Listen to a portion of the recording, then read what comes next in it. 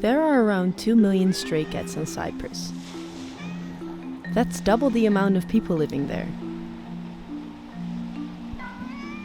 So, is that a problem?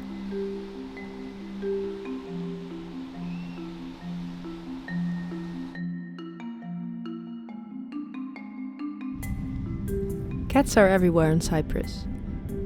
And while they've grown accustomed to living next to the tourists and human inhabitants of the island, life as a stray can be hard.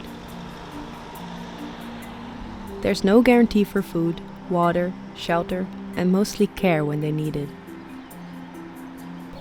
A lot of stray cats carry diseases with them because they don't get the medical care they need. So who takes care of all those cats on Cyprus? Multiple animal welfare organizations try their best, and one of those is Animal Rescue Cyprus. I met up with volunteers Dominic and Jay to learn more about the stray cats. It started off with one dog, a woman called Miss Christine and her husband Mr. Chris. They started this place up, started collecting all the donkeys, the horses, the dogs, the cats, because they felt bad seeing them. What happens here is when we get them on rescue, we put them in the cages for 2 weeks. See the white papers on the doors. So they get kept in for 2 weeks so they get used to the environment. They get used to being fed every day, and then once we open after 2 weeks, they also see that the other cats get fed. So it's that they stay, but if not, they're free to go. It's not an enclosed environment for them. You know, people bring them, they say found in the street, found in my garden, found in the garbage bin. So we don't know if they belong to somebody. Then we get them as a rescue. We've got one guy in here, we call him Ginger Bob. So he came to us as a rescue. He's had to have his ear removed, so he's only been with us a few weeks, a few days actually. He's been at the clinic for a few weeks. Most people think that the domestication of cats stems from Egypt.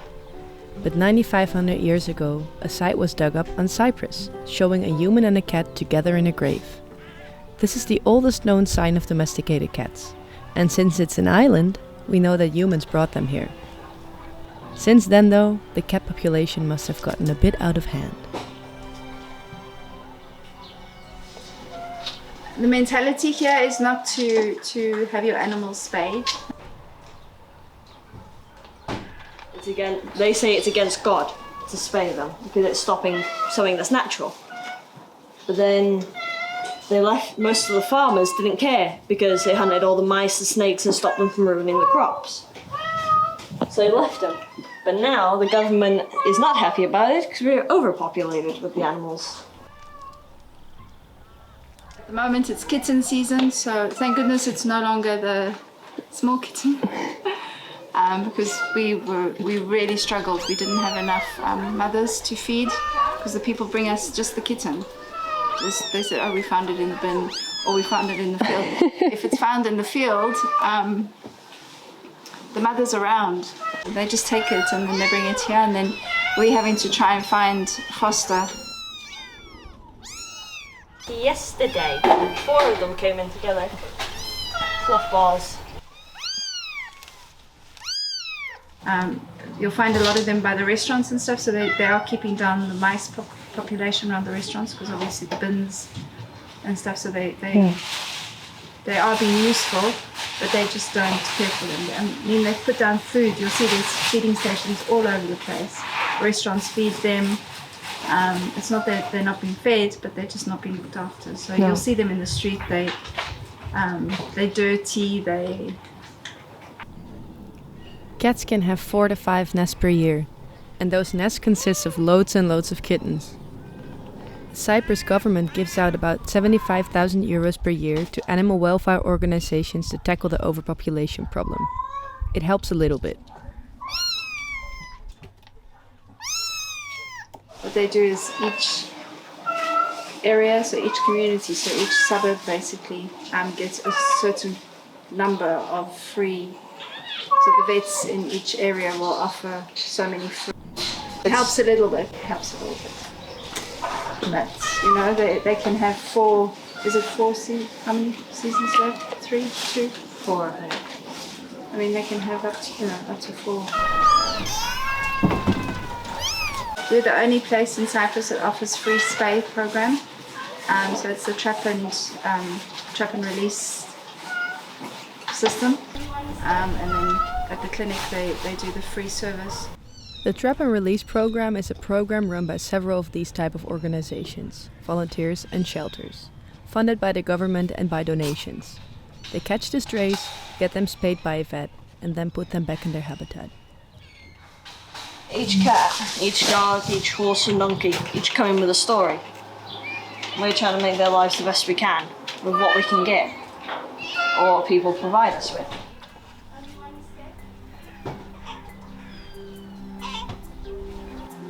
Do you really want to mop?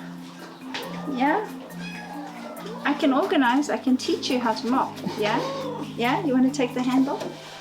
So according to Dominic, the cat population decreases a little bit. Slowly, but surely. Someone who shares that opinion is Dimitris Dimitriou. He's the general manager of one of the biggest hotels in the city of Paphos, the Alexander the Great Beach Hotel. Cyprus is an island that mostly runs on tourism, and so you'll see a lot of these big hotels. Dimitris told me that where the view of the Cypriots used to be more apprehensive when it came to the strays on the island, most hotels nowadays are working together with the cats more. He says they're a part of Cypriot culture and that the tourists love them. There used to be many more cats, but the programs definitely helped, according to Dimitris. And he also told me that the cats with a little chip out of their ear are already spayed.